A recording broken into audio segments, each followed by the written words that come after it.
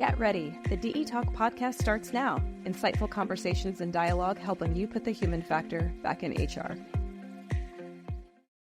Welcome to the DE Talk podcast. I'm Alicia Wallace, a former longtime direct employers member and proud of that, and now a compliance consultant for direct employers. Over the course of my career, I've had the unique opportunity to see this work from both sides. I started on the government side as a senior compliance officer with the OFCCP, and then later I moved into private sector supporting EEO compliance at corporate headquarters for some of the largest healthcare networks, retail pharmacies, and recently pharmaceutical manufacturers. So I can honestly say I've seen the work both from the auditor side and being audited, leading hundreds of audits to successful closure.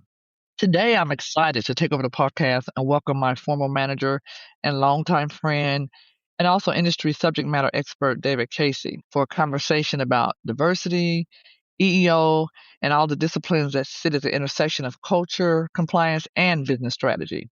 Well, with the recession of Order 11246, we've seen no shortage of webinars and guidance from legal teams, HR service providers, and compliance professionals. They've all been very helpful.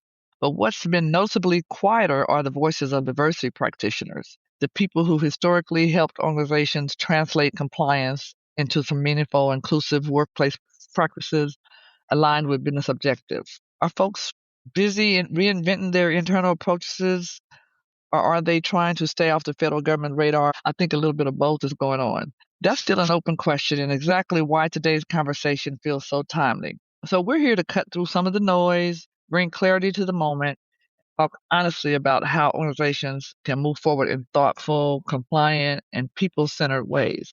So we're going to dive into the conversation with my friend David.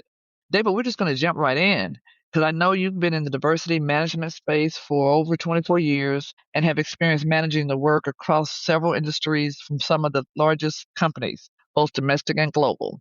You have also managed HR compliance and affirmative action and EEO under your umbrella. Can you share with us, with the listeners, a little bit more about your background? How did we get here? I sure can. And thank you, Alicia, for having me on today. It's great to reconnect with you. You and I go a ways back. We'll talk a lot about that. So again, just want to say thank you for having me on the podcast today. And thank you to direct employers. A very, very timely and much needed conversation right now. So, a little bit about my background. I always like to start with one thing that we both have in common, my military service. I was in the Marine Corps for 8 years. I served as an electronics tech. My MOS is now defunct because the equipment I worked on back then no longer exists. So that makes me feel a little old, but it is what it is. I took on my first head of diversity management role in 2001 at what was then called Anthem. It's now Elevance. There weren't a whole lot of us back then, and I had a diversity roles, and I served in that role for 8 years. Then I went on to serve as the Chief Diversity Officer for CVS Health, which was a Fortune 4 for 12 years. And I most recently retired as a Chief Inclusion and Social Impact Officer for a company called Tapestry, which is a global house of luxury fashion brands operating in over 70 countries. So it was really fascinating to do the work on that level of a geographic scale. Now I'm serving as a corporate advisor on matters related to strategic diversity management and corporate social responsibility. I'm a native of Indiana, a little bit challenged this year by the Colts and the Pacers, but I haven't historically been an IU football fan, but I jumped all over that bandwagon. And I've had the pleasure of working with you at Anthem, as you mentioned before. And one thing, Alicia, that, people may find a little funny, but it actually was strategic in our hiring of you back then. When we were filling the opening, I was hoping we'd be able to fill it with somebody like you who actually worked inside the OFCCP. And we did it from the standpoint of, wow, wouldn't it be great to have somebody from the agency? Because, as they say, keep your friends close, but keep your enemies closer. So I wanted to bring you in-house. That was a scary moment for me, by the way, just so you know that. That was very scary. I thought, oh, no, the corporate side, oh, no, we can struggle and do a lot of things. Government, unless I do something immoral or illegal, I'm pretty sad. So thanks for the introduction. So let's go to question number 2, because I have several questions I want to cover during this podcast. So let's start the conversation by having you share your thoughts on how two diversity management and compliance strategies, so two different things. So let's talk about how they intertwined over the years we've worked together, and when are corporate strategies, the management of diversity versus ensuring compliance and non-discrimination initiatives are taken in consideration? Because, you and I both believe they go well together. But can you explain more about that? Yeah, they do go well together. There's a lot of interaction and alignment there. I mean, as you know, and your audience knows, affirmative action and EEO are both grounded in regulatory and legal statutes. Diversity management, on the other hand, is not a legal mandate. What it is a business competency and a capability framework that not only takes into account all of your actions related to your internal employees and internal stakeholders like contractors. Diversity management, in the way that is different than affirmative action and EEO, also takes into account external stakeholders. So when you're thinking about diversity management strategies, you have to think about consumers. You have to think about vendors. You have to think about the communities in which the company operates. So definitely takes into account all of the components of affirmative action EEO, but it's quite a bit broader in its context as well. Let's talk about how the two fields align and support one another, even whether they're under one leader or not, or separate functions. As I mentioned earlier, one thing I appreciated about having affirmative action / EEO and strategic diversity management in my function but on separate teams was that it gave me the opportunity to explain the similarities that warranted having them in the same function, and at the same time, the differences that warranted having them on different teams, which I have both at Anthem and CVS Health. And over that 20 some odd year career, I aligned to and implemented a strategic diversity management, which I'll call SDM going forward. I, implemented a model that was authored by the late Dr. R. Roosevelt Thomas Jr. I know you remember that name from back in the day.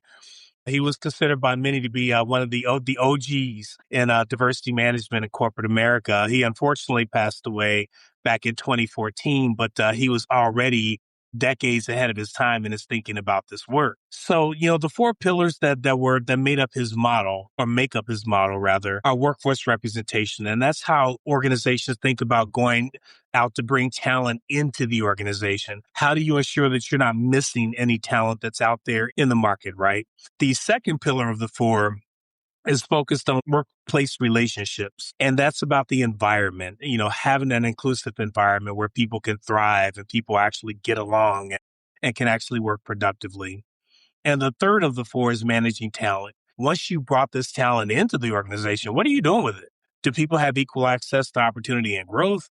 Do you understand how to manage diverse talent? So the third pillar is all about that internal talent once you have it. And then the fourth pillar, as I mentioned at the start, that makes SDM a little bit different than affirmative action and EEO is that the fourth pillar is focused on external stakeholders. So successfully managing strategic diversity management, or SDM, requires executing a strategy that takes into account all four simultaneously. And there is an obvious direct overlap and alignment across the workforce representation, the workforce relationships, and managing talent pillars. Those three have always been and should continue to be implemented in compliance with regulations and legislation like Title VII, VEFRA, Section 503, GINA, and others, right? So, part of the narrative right now makes it seem like that, oh, wow, companies better start getting into compliance. But the work has always been, and it has always been framed up by an overlap of how those regulations support the work of SDM. That's nothing new. So we need to really stop talking about it like it is new, right? And I think very few people, including myself, before I have first got accountability for affirmative action and EEO, very few people appreciate and understand the amount of statistical analysis that goes into compliance. And I think now more than ever, I believe compliance professionals bring a much needed skill set to the broader practice of diversity management. And why? Because compliance professionals know how to translate data into actionable insight. That's literally why it's called affirmative action, right? It's not called affirmative data. It's called affirmative action because you know how to take that data and turn it into an actionable plan and strategy for the organization.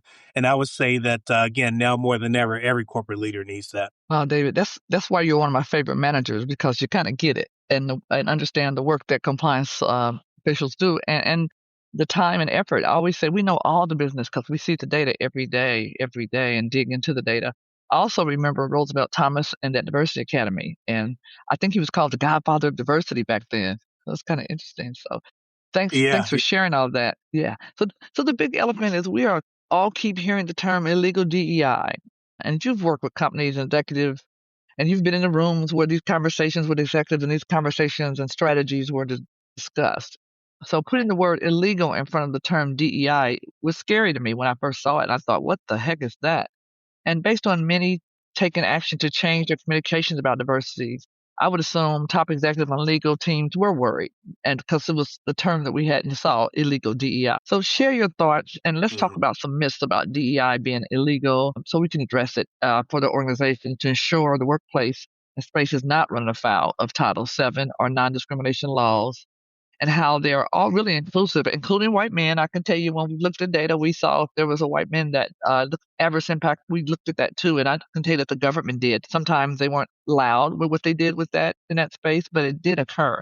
And anytime we saw some indicators that impacted men, it was usually addressed. Yeah. Yeah. And Give me your I tell thoughts that on story. that. Yeah. I tell that story a lot because I remember a time specifically when you and I were going through an affirmative action plan. And you mentioned to me that there were some goals in one of our markets where we had some goals focused on white men. And I think there's just so many misunderstandings, disinformation and misinformation about what this work actually is. It is inclusive of everyone.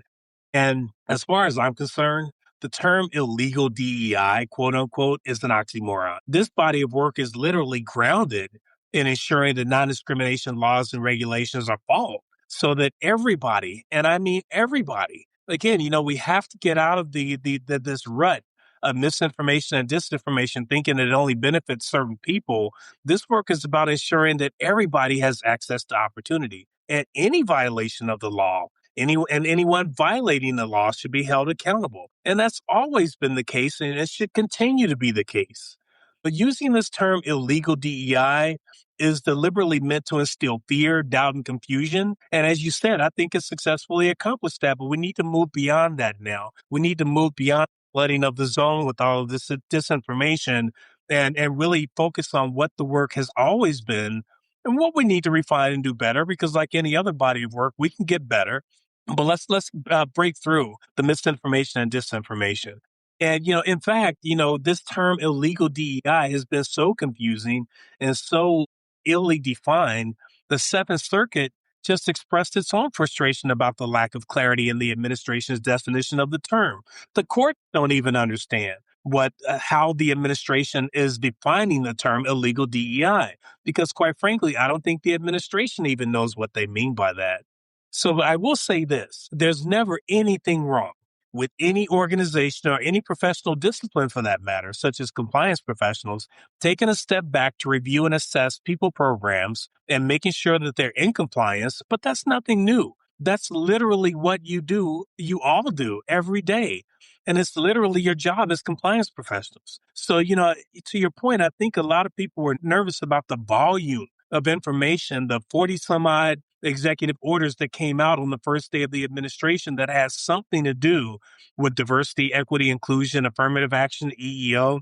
Out of those 40 some odd executive orders that came out, half of them were directly related to this work. And I think, people got overwhelmed by that. They were frightened, they were confused, but now we're at a point where we can break through that noise and really get refocused on what the work actually should be and is all about. Yeah, it's so much confusion, even from the beginning with the term affirmative action, trying to define that, and then you add more to that. So it's been a struggle. So now that affirmative action by race and gender, we know it's rescinded from Executive Order 11246. The need to create goals for women and racial minorities is no longer. We don't have to do those goals for federal contractors. And diversity programs really included goals. We can no longer align them to some regulatory environment. However, I realize that not all organizations made the time and effort needed to ensure that alignment from the beginning. We know that. But going forward, without a focus on those goals, can you address other areas of diversity that have been successful in organizations? Because I thought when you aligned your diversity programs with those affirmative action goals that were required, it was pretty successful. So now those are gone. Can you give me a version of some diversity myths around what we can do that's been successful in organizations for as far as aligning diversity, equity, and inclusion, and any organizational objectives that might have been going on? Absolutely. The other piece of kind of, misinformation, disinformation that's out there is that, this work is only about compliance. It's not aligned to business objectives. That's not true. You might remember, and I remember it very, very well. So you may remember this particular meeting where we were debriefing one of our CEOs on an affirmative action plan. This is when I had accountability for both affirmative action EEO and strategic diversity management, as we called it, in the same function, right? Different teams for the same function. The CEO said something that I thought was very insightful that made me very, very proud. And as a matter of fact, in that moment that they quote unquote got it. The CEO said, hey, thank you for this debrief. It's critical that we are in compliance with regulations and legislation. But I also want to be clear that compliance is table stakes. That's our starting point. We should never do this work only because it's a mandate. The CEO at that time said, I believe and I want to lead this work and I want you all to lead this work with the understanding that, yes, it is the right thing for our business and it's the right thing to do. So, we were fortunate enough, and maybe it was because we did a good job of really making sure that leadership understood that this is related to organizational objectives. Yes, it is compliance, but compliance in and of itself is not the mandate. Compliance as a means to an end to helping us meet our organizational objectives was always the mandate. And, one, as far as mythbusters, another mythbuster that's out there that I think we need to focus on right now is this narrative around it's either diversity management, it's either affirmative action, it's either EEO or merit. And, it's like those things are counterintuitive or counteractive to merit. That's nonsense. This work is about ensuring people's decisions in any organization are not made on factors other than merit and utilizing a plethora of analytical methods that you know much better than I do. Things like availability analysis, utilization analysis, impact analysis, standard deviation tests, Fisher's exact test. There was a whole bunch of those kinds of methodologies that you used to make my head spin with trying to explain them to me in my office, right? And I trusted your expertise because I sure as heck didn't have it. But people, again, have no idea all of these statistical and analytical methods that goes into this work to ensure that people's decisions are being based on merit and made on merit versus other things. And one other mythbuster I want to throw out there, Alicia, is that this work, and we touched upon it a few seconds ago, that this work excludes white men somehow or the other. When I was at CVS Health, one of my accountabilities was, in addition to strategic diversity management, was a team called Workforce Initiatives. And this team's responsibility or accountability was to reach beyond the four walls of our organization to help build the talent that we needed as a company in our communities. A very, very innovative and progressive way to think about talent. So it wasn't just about going out to recruit at job fairs or organizations that were producing this talent on our own. We produced some of the own talent, our own talent development programs that we managed in our communities. So I remember going out to Virginia for an event that the Atlantic magazine was holding. And they wanted me to sit and have a fireside chat with one of the participants and one of the graduates of one of our workforce development programs. This was a middle-aged white male. And in the community where he grew up and his family lived, used to be a big jewelry manufacturing community, right? And as that industry evolved and went out of their community and left their community, as a middle-aged white man, he was left with, I still have working years ahead of me. What am I going to do? I need to now totally shift, my career set, my skill set, my talents. What am I going to do? And it just so happened that we were running a pharmacy technician program in that community. And this individual, again, mid-career, midlife, went from working in the jewelry manufacturing industry to now pursuing a career as a pharmacy technician. And I like to share that one story. It's one of many. But, when people, again, they say this work excludes white men, that is just categorically false and not true. And that's just one example of a program that benefited a number of white people who lived in that particular community. So I think those are a couple of myths that as we're having this narrative and having this conversation and finally having the time to breathe and exhale a little bit after the flooding of the zone that happened in January and February, now that we could take a step back, pause, and recenter the conversation where it should be, that's one of the myths that we need to debunk. Yeah. And I can tell you that it's maybe came from affirmative action being focuses on women and minority goals. However, when it came to non-discrimination and the data that you saw and who was impacted, it was everybody, whoever was impacted. But again, I never believed in shelf plans. You do the plans and you set them on the shelf and wait to be audited, which we were audited all the time, 10, 12 a year. So I never had an opportunity to just sit that plan down. And Yeah. in some organizations, yeah, you can probably do that and say, oh, we're not going to get audited. We're not going to dig through the data. But the work came after the plans were done, not as you were developing them. Yeah. And, most compliance teams are pretty small. So you got to pick your fights and you have to focus on what the biggest problem is because you can't do it all. There's no way. You may remember, Alicia, that at one point we had a couple dozen open audits at the time. And I don't know if this is still the case or not, but at the time, there actually was kind of a cap on how many audits that a company could have open. And we were getting pretty close to approaching that cap. And I don't know if you remember, but I reached out, you and I had a conversation. I said, hey, can we reach out to the OFCCP to kind of, maybe they don't And we know that did. they have audits open against us, but we need to let them know that they're getting pretty close to the cap. So yeah, you're right. It can be extremely overwhelming. And I will brag to say that they close with all successful. So we're like, you continue to audit us and you're not finding anything. We had some areas of concern, maybe some things we could do better, but yeah, it was nonstop. I think 15 and the next year you get 10 and you get 12 with staff, yeah, it was a lot of work. And kudos to the people who really only have one or two a year, but at one point, the healthcare industry was really getting inundated with a lot of OFCCP audits. And when they weren't around is when you can really make some good of the work that you're doing. When you're in audit tenure, you have to kind of focus on what that audit requires. So yeah, that's where most of my experience came from, getting all those audits. So we're not going to finish a conversation without talking about VEVRA and affirmative action for individuals with disability and veterans, both big passions for you and I. I still remember when you had me lead disability initiatives, things that other people weren't doing in the organization, and that was a joy of my life, and it's continued. But since we're both veterans, I'm sure that passion is aligned with both of us. I also remember all the visions you have for leading the individual disability work. So resorting in the organization, we got that Secretary of Labor's award. That was my first corporate trip on a jet. So I'll forever remember that. But talk a little bit about that space, because that is a space that I think everybody can do a little bit better in. Yeah, 100%. You're spot on, Alicia.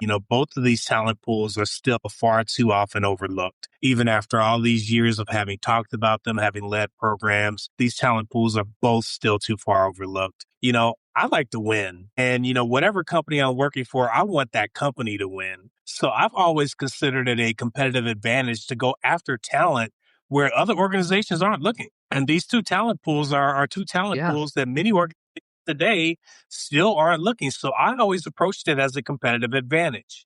For people with disabilities, for example, if you take into account individuals with chronic health conditions, some estimates suggest about 20% of the U.S. population identifies as having a disability, and only 37% of those in the working ages of 16 to 64 are employed. That's an opportunity. As one of our longtime friends and stalwarts and tireless advocates in this space, Joey Spender, would always say, when you are hiring people with disabilities, it's no pity, just paychecks. This is not just about the right thing to do. There are people with the skill sets you need in that population that you're overlooking. So it's good business sense, right? And the same is true for veterans. Now the overall unemployment rate for veterans is a little bit more in line with the overall employment rate in general, but that's not to say there's still not an incredible opportunity to tap into that talent pool that brings a wealth of transferable skills. Again, I was an electronics technician in the military. That taught me some transferable skills, how to problem solve, how to think innovatively, how to be creative, that would translate and transfer to any industry segment. I mean, look at the both of us. We're both veterans now doing this work in corporate America. So we are living proof that, veterans bring transferable skills. And both of those communities are extremely brand loyal. And they believe in the old saying, nothing about us without us. And what that means is if you want people with disabilities and veterans as consumers, they'll expect you to also invest back into their communities, which includes hiring from their communities. Absolutely. Whenever I try to reverse engineer where veterans' best jobs for veteran and person with disability, there is none. It's just a multitude of jobs that both communities can be aligned to. I'm going to be honest and say that I am aligned with the current administration's focus on merit, always have been. And based on my personal viewpoint and experience in auditing and reviewing hundreds of federal contractors, both internal, working for companies, and from the government perspective, historically, I will tell you that when I look at data in general, racial and ethnic minorities, really, they have and oftentimes had to exceed those qualifications just to even be considered. So the merit part, I'm all in for that. So under federal affirmative action requirements, that was always the case. They looked at whether these people were qualified when we were going out and trying to make decisions. So given that workforces are already diverse in many dimensions, David, including that remains critical to ensuring everyone feels valued. People know your skill sets, and if you're not qualified for a job and you get in a role and you struggle a little bit, people know that too. So what guidance would you offer organizations on sustaining effective, inclusive practices without alienating their workforce or their customer base, like you just talked about, while they're trying to comply with both the federal and the state requirements? We've seen what had happened to some companies who just stepped totally away from their diversity programs drastically. We've seen it. So can you just talk to that for a minute? Yeah, absolutely. First of all, I would say that companies need to understand and articulate both internally and externally how and why inclusion benefits their organization. And broadly speaking, what organizations can benefit from along four lines, right? Tell me what organization wouldn't benefit from these four things. Number one, ensuring that they are casting as wide of a net as possible to not miss out on any talent available in the workplace. That's for starters. That's number one. Number two, every organization out there has the need to cultivate a workplace where every single person, regardless of their identity, feels that they belong there and that their contributions matter.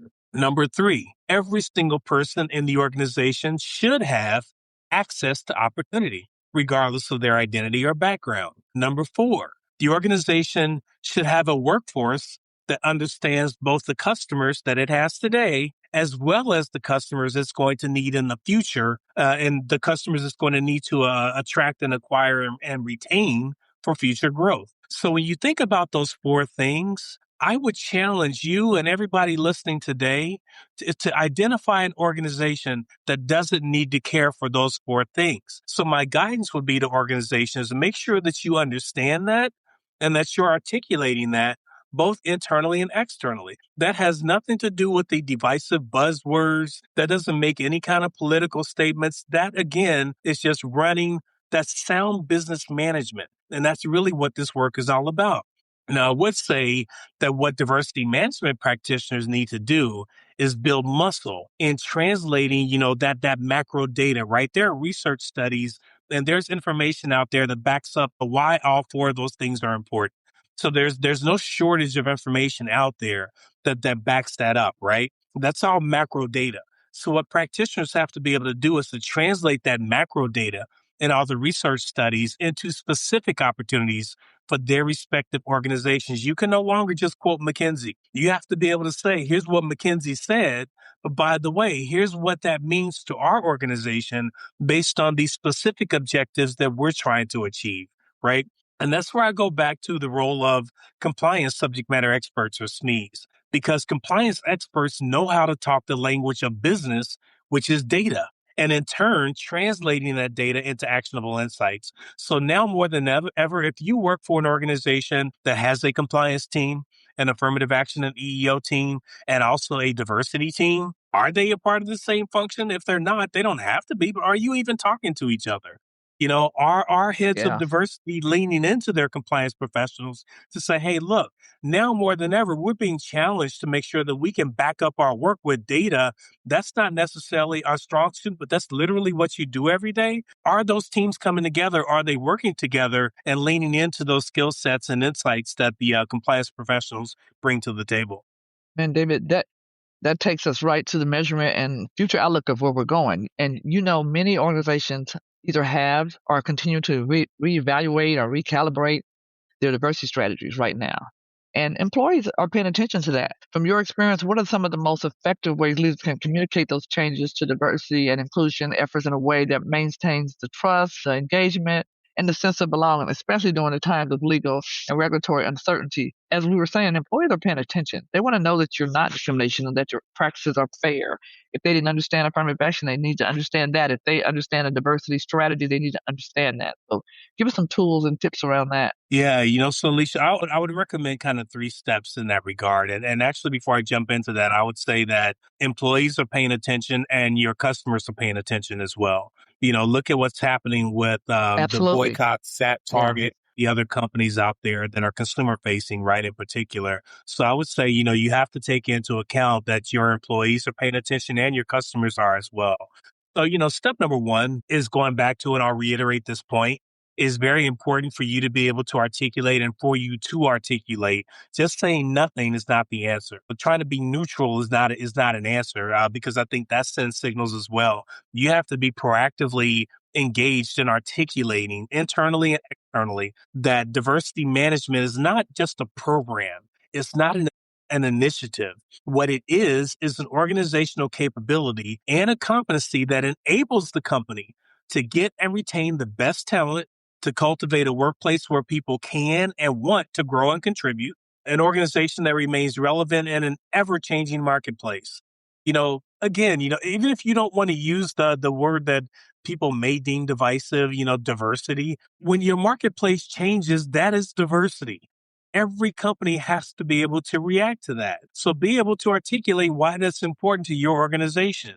Now, there are some complexities in the work itself, but the messaging does not have to be that complex. Step number two, please understand that no laws have changed. It makes the hair stand up on the back of my neck because I have none on the top of my head. But it makes the hair stand up on the back of my neck when I hear companies say that we're shifting things right now in light of shifting laws. Yes, executive orders have been issued by the dozens, but the laws which require acts of Congress have not. If you have been operating within the confines of the law, continue to do that. And if you have any uncertainty about whether or not you're operating within the confines of the law, conduct your own internal audit to make sure you are clear on that.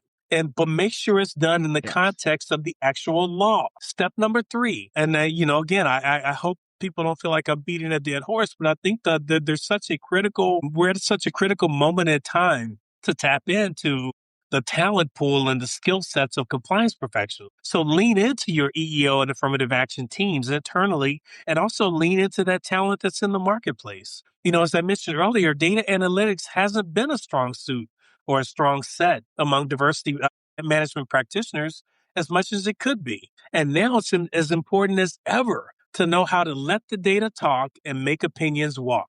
I'll say that again. This is about letting the data talk and opinions walk. In my last role as a chief diversity officer, I actually created a full-time DE&I data analytics role, knowing that this would be a critical need. So, I would say those are the three steps that I would encourage organizations to take and to think about in this context of legal and regulatory uncertainty. Yeah.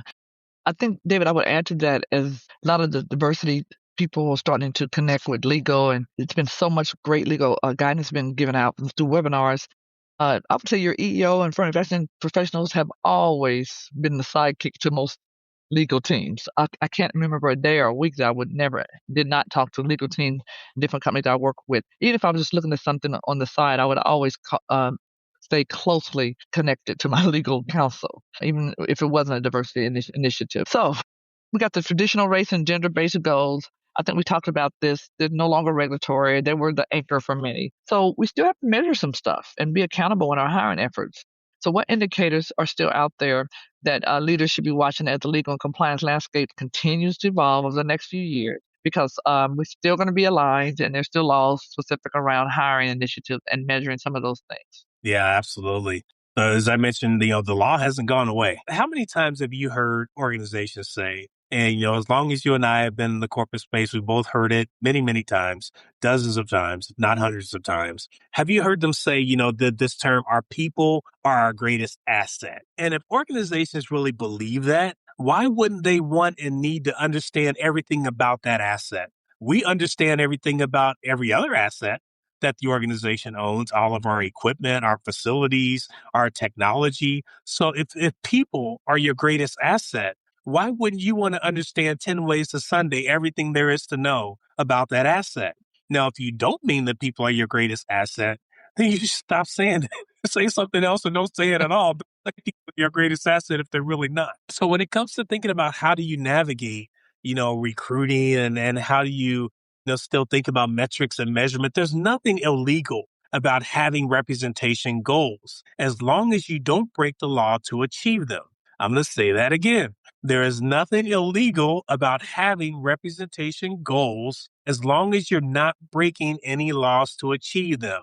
And one example of that that's fresh off the press is the recent Missouri Starbucks case, where the court held that the Attorney General's allegations without facts are just theories, and theories don't establish jurisdiction or liability. Compliance professionals sit on the facts. You sit on the data. That's where we need to lean into. And I would say, hey, look, continue to search broadly for all talent.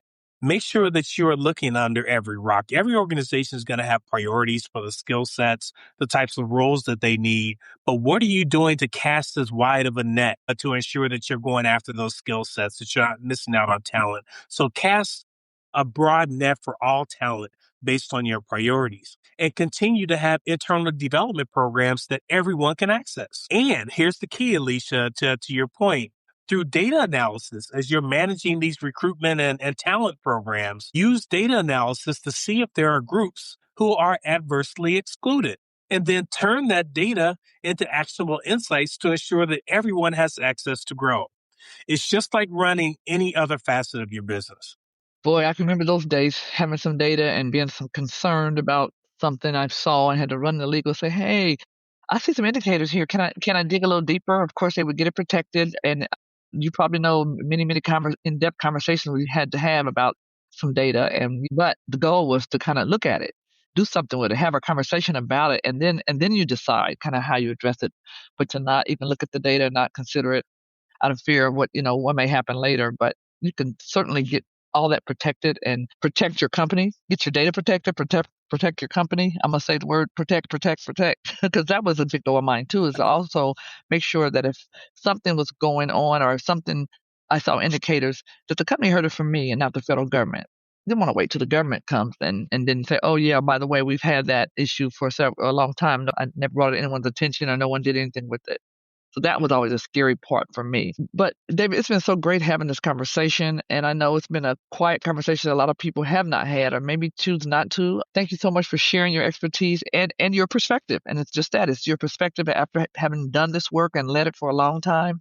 As we wrap up today's conversation, what stands out is just how connected these topics really are. Diversity, inclusion, compliance, they've always worked hand in hand, even if they weren't under one umbrella. Even as the rules and expectations around them have always evolved. Sometimes it was more focused in one area versus another. But in moments like this, the most effective organizations are the ones grounded in their diversity, equity, and their inclusion work. In the objective data you talked about over and over, not opinion, not speculation, but grounded in objective data that they're looking at.